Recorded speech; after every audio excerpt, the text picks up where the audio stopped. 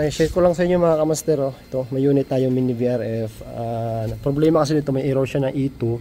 Tapos dun sa thermostat may error na E9. Kasi napansin namin mga kamaster, pagdating namin dito, itong communication wire na PQE nagkabaliktad nila pagkalagay.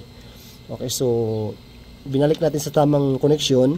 Dun sa baba P, tsaka dito P, so Q, tsaka A. So okay na yan. Ang gagawin natin nito, after, may error pa rin yun siya. So ang gagawin natin, i-reset natin ng power supply. Tapos maya gagana na yan. Okay? Tayin lang natin. Pakikita ko lang sa inyo. Ito yung error na E2. Yan. Communication, error between indoor and outdoor unit.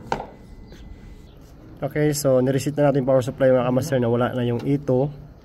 Yan. Hintayin natin na andar yung outdoor. Sana hindi naapektuhan yung board niya. Pero hindi naman siguro. Okay, yan. So nag-zero na siya. Ibig sabihin, nare-read niya na yung sa indoor. Tsaka umandar na yung indoor ngayon. So hintayin na lang natin na aandar na rin yung outdoor kasi medyo delay talaga itong mga ganitong unit. So hintayin itong mga 5 minutes to 10 minutes. Depende sa kanya yan. Hintayin na lang natin dito. Tsaka hindi na siya nag-error dito sa display. Yan. Kita naman kasi na mali talaga yung pagka-connection nila. Hindi na napansin.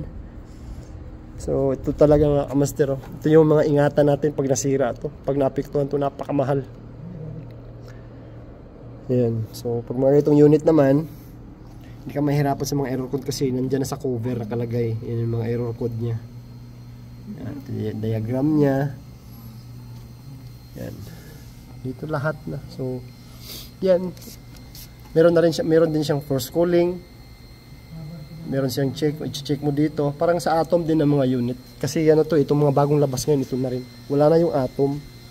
Yan, ito yung atom. Pakita ko sa inyo. Yan, ito yung atom na unit. Ito yung mga atom. Ito, bagong labas naman ngayon, ganito na siya. Bagay. Sure. Kasi kung mapansin niyo dati yung atom, yung communication display niya, nandito na nakalagay sa baba niya. Tapos ito nasa ilalim. Dito sa ilalim ng cover niya.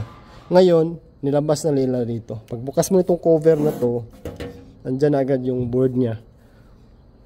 So madali na rin din siyang tanggalin.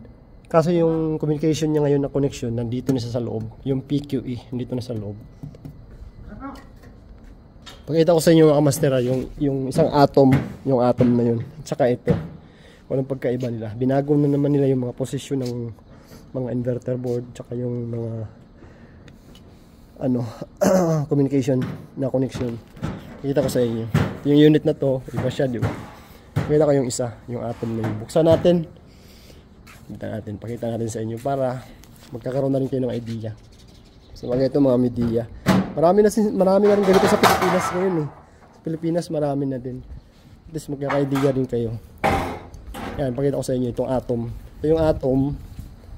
Yan, di ba? Makita nyo. Ano ba to? Ito, 3 ton to. Yung board niya nasa ilalim, di ba? Tsaka yung communication display niya dito siya sa gilid lang. So, yan. Ito yung atom. So, ang laki ng pinagbago niya. Okay na. Hindi na. Parehas lang yun isa eh. Parehas na. Sige, buksan mo yan. So, yun diba? Layo ng pinakaiba nila. Itong board na to, nilabas na nila ngayon. Ang tinago naman nila yung communication display. Yung communication connection. Ito, pakita ko sa inyo. Buksan itong isa eh. Yan, dito na siya. Yung PQE. Okay. So yun ang pinagkaiba sa kanila. Okay, so after ng ilang minuto mga kamaster, mandar na yung outdoor fan. Kaya makita nyo mandar na yung outdoor fan. Andar na rin to compressor. Andar na siya. Tsaka tingnan nyo yung frequency niya. Matakbo na siya. Hindi na siya error. Yan, 16, aakyat yan, pataas 17, 18 yan. So yun lang, gumandar na siya. Tapos na yung problema nila. Yun lang ang problema, yung mali connection nila sa communication, yung PQE. Hindi nila napansin siguro sa mga installer. Pero okay na rin, at least hindi nasira yung board, hindi naapektuhan. Okay, so makaka-encounter din kayo soon. At least may idea na kayo mga master. Thank you for watching, ingat lagi.